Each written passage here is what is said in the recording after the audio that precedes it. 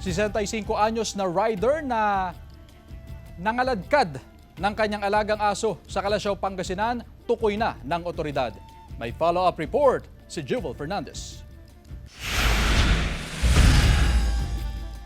Nag-ikot ang pamunuan ng Barangay Banawang sa Calasiao, Pangasinan kahapon upang matunton ang lalaking rider na nangaladkad ng alaga niyang aso. Nahanap nila ang lalaki sa isang barangay sa Dagupan City at napag-alamang isa pa lang senior citizen. Kasama ang mga kawani ng Calasiao Veterinary Office at PNP, kinausap ang lalaki at inamin niyang siya ang nakuhanan sa video. Tumanggi munang pangalanan ng pulisya ang lalaki.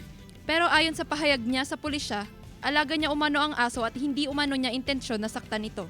Gusto niyang ilipat doon sa bahay ng anak niya. So itinali niya doon. Ang sabi naman niya, dahan-dahan lang siyang takbo ng motor niya. Yung una, nakakasabay daw yung aso. Pero later on, hindi pala niya napansin na nakakaladkad na pala yung aso.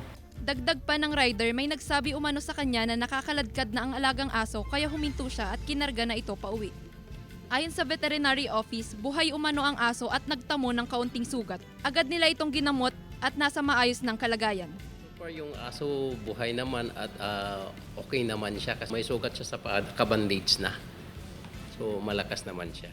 Ayon sa municipal veterinarian, nasa kustodiya pa umano ng rider ang alagang aso at ipinaliwanag na rin sa kanya ang mga posibleng kaharapin na reklamo. Pag-aralan po natin, pwede po siya sa Animal Welfare Act po. Papasok po siya doon sa animal cruelty. Pero pinapaubayan na po namin sa municipal veterinarian po namin kung anong legal po na aksyon ang gagawin nila. Kasama si Ron Taniedo, Jewel Fernandez, One North, Central Luzon.